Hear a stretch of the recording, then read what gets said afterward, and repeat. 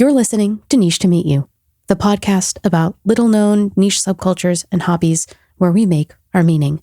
And on this episode, we talk about vintage car radio restoration. Now I can actually go to my app. We meet Rick Blankenship, and you join us in our booth at the local Waffle House, and even come with us to a swap meet. I'm Leslie, and it's Niche to Meet You. I can go here.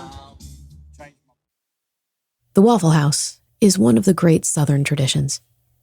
Seeing the giant yellow signs peppered along the Southern highways is right up there with a handshake so firm it'll numb your fingers, biscuits cooked with bacon grease, and the phrase, "Be careful," uttered from a stranger with the twang upon departure of a conversation. I can tell I'm going to like a person when their face lights up at the sound of the phrase, Waffle House. Furthermore, I can tell we're kindred spirits if they say something like, Waffle House is a sacred place. Because it's true, you know. The best and the worst are on display at a Waffle House. You can go to disappear or conversate. Whatever you want to do there, you belong. And there's a holiness to grounds like that. Now, I'm sorry to tell you that I didn't know about all of this until 2022. After a show, energized at seeing so many people fresh off maternity leave, I came to realize that my baby, who had just started sleeping through the night, by the way, was safe at home with her daddy, and both of them were fast asleep. I was a free lady. Where would I go? What would I do? How could I change the world? A friend suggested Waffle House. Now, I'm a northern girl by raising, and I had never been to a Waffle House, but I was in just the mood to try it. A world was indeed changed that night, and it turns out it was my own. I've gone to the Waffle House weekly since then, and I even joke that I hold office hours on Wednesday mornings at my local house. Sometimes I find a booth in the corner to read or write or do nothing at all. But sometimes I belly up to the bar with the local breakfast crew and make myself available for conversation. One such morning, I met a man named Rachel Hardacre. Now, I'd seen him many times before, but this particular morning, I'd been stuck at home for several days on end to meet an editing deadline. I was an extrovert, starved for conversation, and Rick had prepared a feast for me. I learned that Rick is a highly sought-after vintage car radio restorer. Now, I assumed that this meant he outfitted old cars with new tech, but this is only partially correct. The full breadth of his work is much more complex and requires far more creativity than I could have even imagined. It required another conversation on a Wednesday morning at the Waffle House, and this time, you're joining us for it. So, wrap your hands around the ceramic mug, take a sip of the slightly watered-down coffee, breathe in the butter-saturated air, and let our favorite waitress take care of you as we learn about vintage radio restoration from my friend, Rachel Blankenship.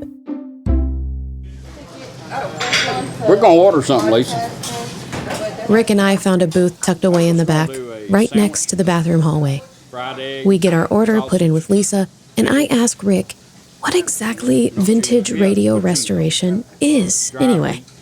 Like, how would he describe it to someone who had never heard of such a thing, like me? Well, years ago, back in the 60s, 70s, you know, everybody had old cars and 60-mile, 70-mile cars, and then all of a sudden the cassette deck come in. So everybody's taking out their old radios, putting cassette decks in. Then CD changers and CD deck. Well, now it's become a big industry. They're buying these old cars and they want the original radio back in. So they don't even necessarily have the radio. Right. That's a really interesting point that I hadn't thought about. This is a modern hobby because cars have only been around for 100 years. Yeah. Back in the day when people were teenagers in the 50s, you know, that's what they done. They fixed them up. You know, Travolta, what's that singing song he was in that movie? Olivia Newton-John. Oh, Grease Lightning. Them cars fixed up. That's when basically it really come around. Yeah, the 50s, right. Yeah. While some hobbies and niche subcultures have basically always existed, so many of them are a product of modern times. Something that's risen out of technological advancement. And that's the case for vintage radio restoration. It's arisen entirely out of the idea that we're bringing something back to its original state that was once thought of as irrelevant. Whereas the teenagers singing Greased Lightning on top of an old car had visions of decking it out with new tech, folks with the money to support their love of old cars are now putting the original radios back in, but with modern advancements. If you own a vintage car and you dream of it, we can build it. So now you can take a original radio and still keep it like it always was, but add Bluetooth, whatever you want in it. So you could have a presumably 1950s car that's connecting to your phone. Yep. And playing just off of your phone? Yep. And the radio still works like it always did.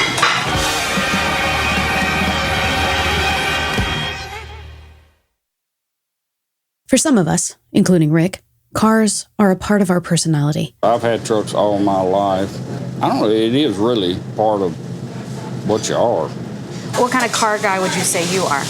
I ain't gonna lie, I got Volkswagen, but I'm a Ford truck man. I've always had Ford trucks. But when I was a teenager, that's all we had. We used to go four-wheeling and four-wheel drives, play in the mud, you know.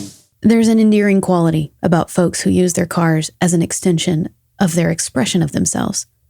Not just the color, but the specific make and model can signal belonging to a group of folks. It's the kind of thing that invites secret hand gestures on the road as nods of approval to other people driving the same car. It's a belonging that signifies shared experience and knowledge and even shared wardrobe. So in your classic Ford F-150 moment, what is looking the part looking like? Your bibs. You would have to ask it.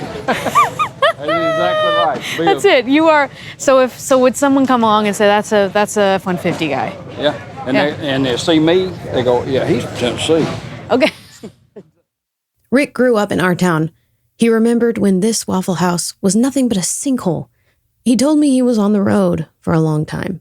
And around here, that means he was in a band. What'd you play? I was a drummer. How'd you start that? Well, back when I was a kid, my brother had a drum set. I lived in Nashville at that time. I wasn't even in school. So when he'd go to school, I'd sneak up to his room and play drums. That's how I got started. And I was playing to Herb Alford and the Tijuana Brass record. His band played everywhere in North America, from the Yukon in Canada all the way down to Florida. But it wasn't a good environment for him. You run into some good clubs, but you play a lot of bad clubs. It was not a very healthy for a young boy.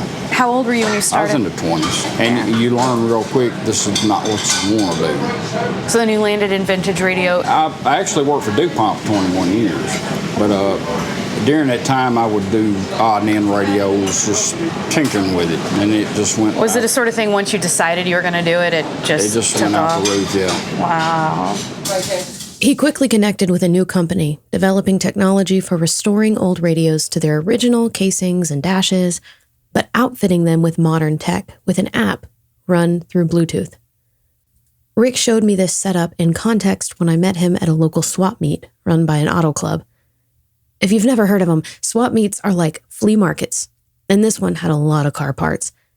Outside, there were lines of old cars for sale. It was a huge ordeal. When I arrived, Rick was talking to a guy who needed a radio for his 1949 Willys Jeep. Round front. Yeah, it's a little oval, top and bottom, straight on the side. So, I got some. Oh, they ain't cheap. Oh, I know that. They're hard to find. Well, give me a guess. And well, the radio's gonna run you about $250, and then whatever conversion you want. So your basic is gonna run you $550 plus the radio. You can add Bluetooth, or you can do the full thing plus the radio. About $1,000. At the booth were several vintage radios displayed beautifully, one of which was outfitted with that $1,000 price tag tech. And that's happening on your phone. See, I can change the sound just by turning it on. That right there. Yeah. Now I can actually go to my app. Gonna connect up. Oh yeah, to the Ford truck. There you go. Yeah. Now tells me what I'm playing, where I'm at. Yeah. I can go here. After seeing his work in action, Rick walked me around the tables, weaving through two buildings, ultimately to see the old cars where radios like these end up, Do people ever buy an old car and then come to you? Mm-hmm. Too many of them. Sometimes I think they're buying old cars just so I get the radio. I don't know how many times they walk up to me and go, I just bought this old car. Right from over here? Yeah. And they come straight to you? Come straight to me. I'm going to take the radio out and bring it over here. Okay. And they ain't even got the car running. He's an award-winning restorer. His wait list is backed up for months. He told me he shipped radios to Germany, France, Switzerland, even Iran. He buys old radios at these swap meets and holds onto them in case someone else needs them in the future. Like the guy asking about the Jeep radio. Rick has 2 of them. I try to buy up something because it's rare, so I know I will make money on it. So you're actively looking for things Yes. to fill in case something comes through. Yep, that's people won't build them back. They want That's the right. original radio, Right. and that's what I do. Enter Rick Yep. Blankenship with R&D Vintage Radio. It's a lot of work. Yes. It's a ton of work. Well, it's a multidisciplined kind of work. Yeah, well, you got to know what you're doing for one thing, and a lot of people don't. I'm dumb enough. Somebody tell me I can't do it, I do it. Don't tell a redneck he can't do this or that. That's what happens. Hey, we'll get back to the episode in a second, but first, this is usually where people will ask you to subscribe, rate, and review the show on your platform of choice, and I would love if you did that. It's super helpful. But you know what's more helpful is telling a friend that you like it. So what if right now you texted one friend and said, hey, I'm listening to this new show called Niche to Meet You. I think you'd really like it. You know what I'll even do for you? I will play music for the next 15 seconds before we get back to the second part of the episode, so you can do it without missing a thing. Okay, ready? Here you go.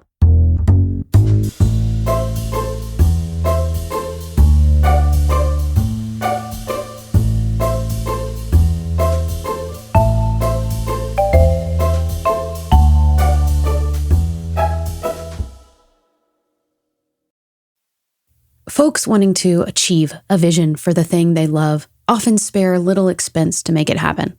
As you might imagine, car restoration can get really, really expensive. Wow. A ton of money spent on vehicles. A ton. Well, even just a normal vehicle, there's a lot. Even a vehicle that's just, I just get in my car to drive to work. You have to spend a lot of money A on lot that. of money on it. But then Exactly. to make a vehicle a part of your personality, Right. I mean, any one of us spend a lot of money on the things that we find meaning and, you know. People like this here, they'll spend a fortune for a vehicle to sit in the garage, but they pull out on Sunday weekend and go out and get an ice cream cone. That's what they do. When we finally got to the vintage cars, he couldn't wait to show me one particular truck. It's lime green, rusted truck that looks ancient. Now that would make a good truck right there. Not bad at all. Y'all need that thing. Yeah. We were just sitting here discussing that. I've seen one of them fixed up. I mean, probably 200,000 spent on it. Oh, it was nothing but a jewel. It looked like a diamond ring. Sitting in that Waffle House booth, Rick wove the thread for me of the why behind the expensive undertaking of such an endeavor, like fixing up these old cars and attaching yourself to a car and playing these parts, and even throwing money into the restoration for the point of competition. You get a lot of people that's really competitive. Me, I ain't worried about no $5 trophy. Some people go crazy. Really care. Yeah. These guys are spending tons of money on the car, having what they want. If they got that kind of money, it's no option. This is what I want. But for all this talk of money and cars and parts, it's all pointing to expression, an outward showing of an inner life. The cars themselves boast a certain artistry that Rick brings back to life. If you look at a lot of dashes, that's art. That's when they made art. 49 Chrysler. The radio is the whole dash. It's solid chrome. It's art, you know, everything. It ain't like nowadays, black plastic. So do you consider yourself an artist? In a way, because I'll take some that look pretty rough, and I'll spend more time making it look like it's supposed to than I do putting electronics on it. Like you're an art restoration. That way, yeah. Yeah. Rick has a YouTube channel where he showcases these radios. He does full walkthroughs of the features with the camera fixed on the radio itself. Rick, on the other side of the camera, the artist displaying his handiwork. Got a 1933 Plymouth. This car here was outfitted with a silver tone radio. 6-volt positive ground. There's value in restoring a thing to beauty when it's been stripped away or covered up. In a literal way, fine art restorers painstakingly remove the dirt and dust that have collected over decades. And Rick restores what's been replaced by less than beautiful tech over the years. I think they're neat. This used to be chrome with red, and the chrome was just eat plumb off, so we basically sandblasted and painted. And I think he's got somebody that's got a more steadier hand than I do to put the red back in it where it says silver tone. But that's it's a 1933 Plymouth, which is unreal. Now all this stuff was eat out, so we had to redo everything in there. In all our efforts to make quote-unquote better things, more effective things, more flashy things, we may have found ourselves losing the point altogether. The improvements provide convenience, but at what cost? What's been lost while we chase efficiency? In this case, that of vintage car radios, there's a balance. And Rick strikes it by finding and restoring what was lost while maintaining the wonder of having your favorite song playing through the original piece of art on the dash. It takes vision to accomplish a thing like that, like seeing a rusted-out green truck and meeting it with awe. When I look at that, I think that's a busted old car.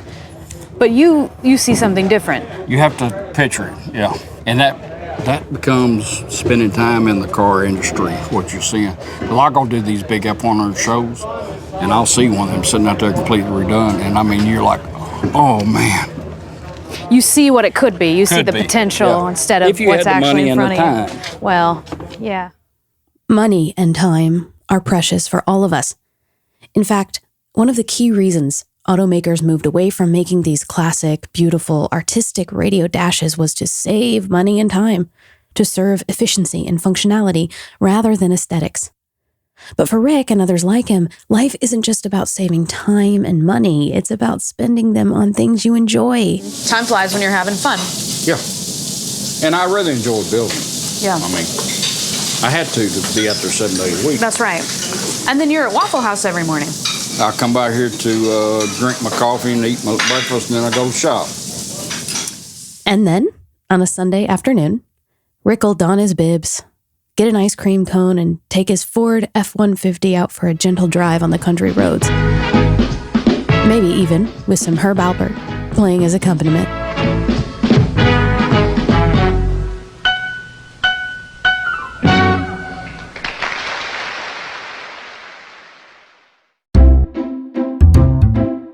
You've been listening to Niche to Meet You, the podcast covering little-known niche subcultures and hobbies through mini-series and one-off episodes like this one.